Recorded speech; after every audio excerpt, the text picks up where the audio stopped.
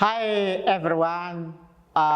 Today we have an English club, and this is a teacher Jubeu Mazivi from Arvo de Suporte Pedagógico. And we invite you to click in our channel, share it, like it, and comment for others.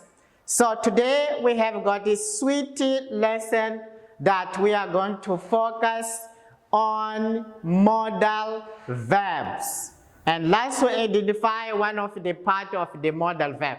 You know, we have got a lot of modal verb. We have about 9, 10 most useful modal verb. But today, I prefer to select one of the type of modal verb that we can focus on. And this make part of our preparation of exam grade 12. I think you will not regret by going on this lesson, or by listening for us, or by taking part of this lesson. Also, I say don't forget to share for others, and don't forget to comment on the lesson. And the modal verb that we're going to focus on, oblige. You can start to say oblige. What is that oblige? Is when exactly we insist someone, we oblige someone to do something. And there we are going to identify two of them. Those verbs, modal verbs that we are going to focus on is must, have to. Attention.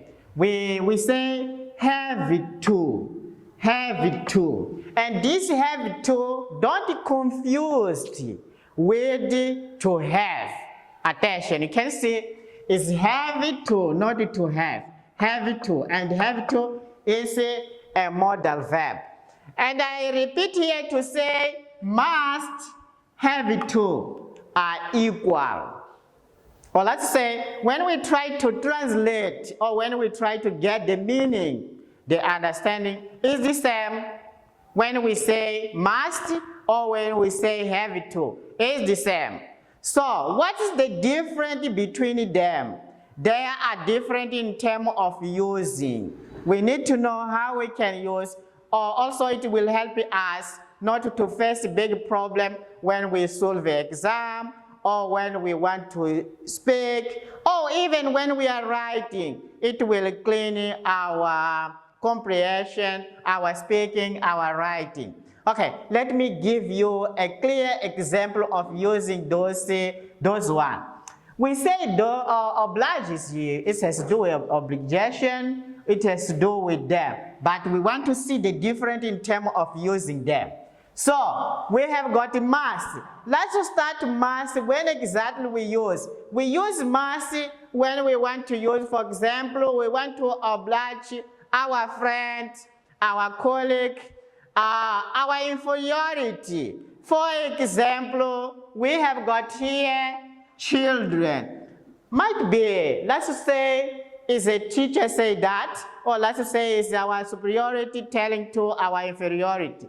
Say that children, what they can do, obey their parents. So which verb we are going to use? We are going to use here must. And let me put here must. Yes, it's this one.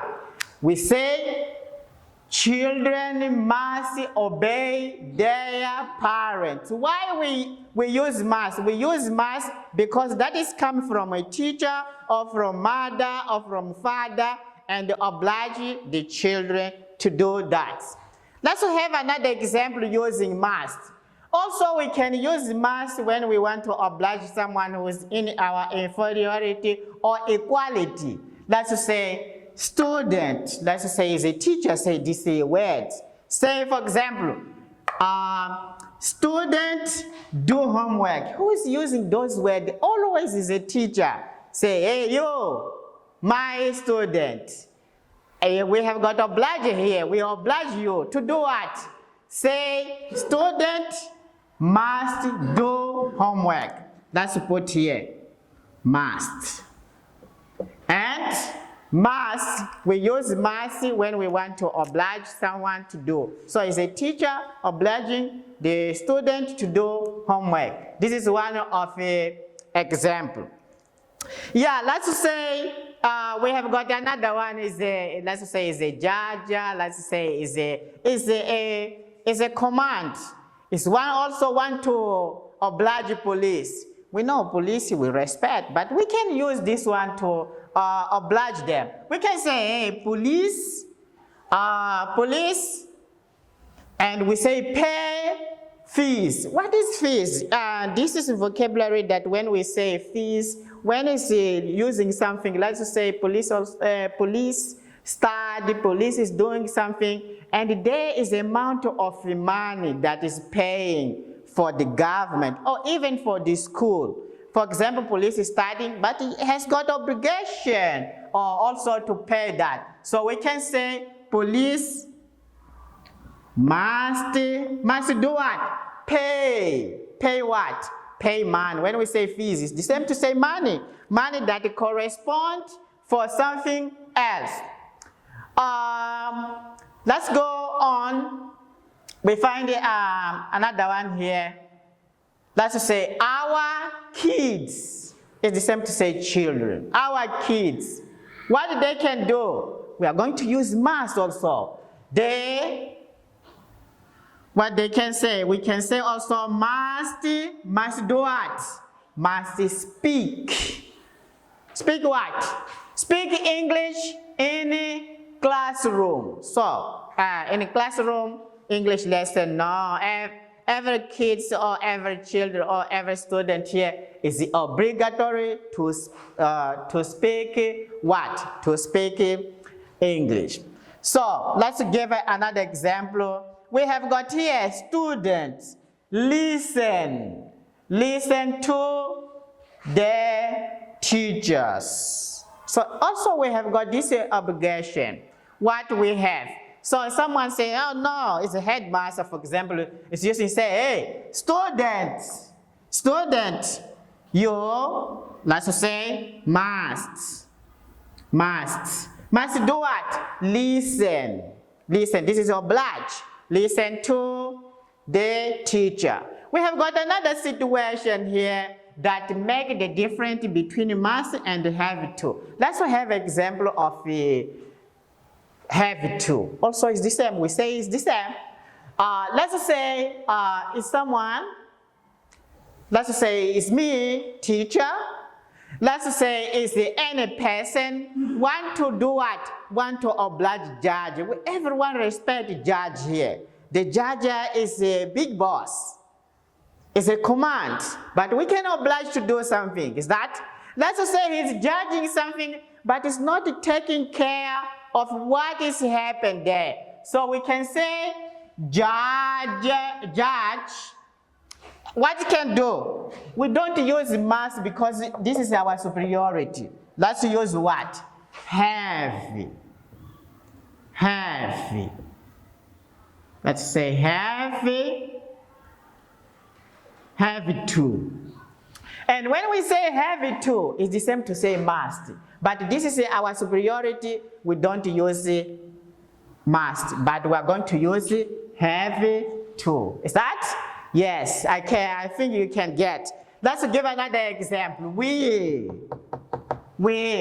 So here also we want to respect, because when you say we include also, we can include the teacher and yourself also, and your father and so on. So what you can say, oh, let's say we are working in somewhere, we want to find what solution. We say find out. When we say find out, it's the same to discover something that we don't know, but we need the solution.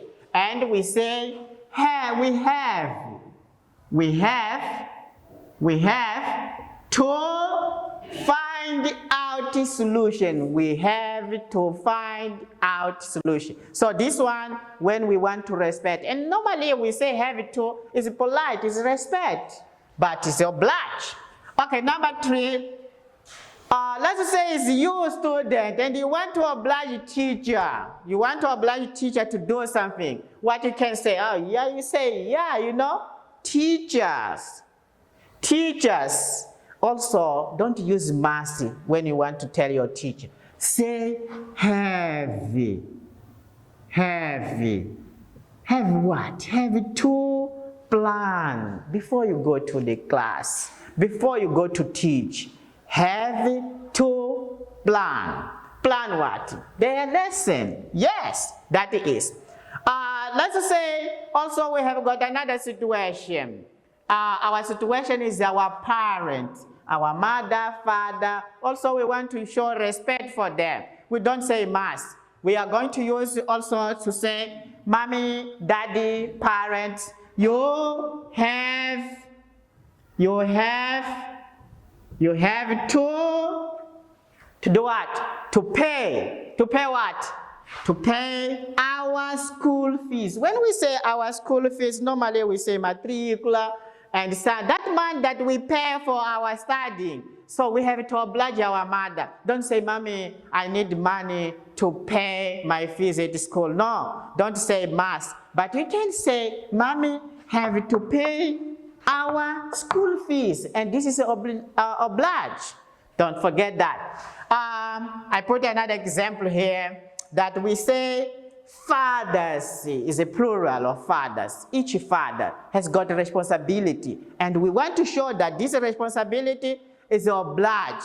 But we don't use must.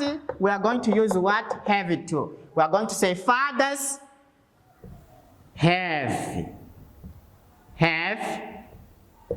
And we're going to say have to look after. Attention here, we have got look after is a phrasal verb. We studied about the phrasal verb, remember? And this phrasal verb we say after, we want to say have to take care. You have to give food, you have to give clothes, you have to create a good condition. We say look after their children. And this is a clear example how we can differentiate must and have to. And I show that you get good from this lesson. And you know, we are preparing to do exam. I think next lesson, I'm going to bring for you to solve exactly question come from exam. And I invite you to listen not only English. We have got physics, we have got chemistry, we have got biology, we have got a lot of subjects in this the support pedagogy. I invite you to always share, click, and come and listen. This is the teacher's bell again, and I want to say goodbye. I'll see you by the next time when we are going to correct exam and be on.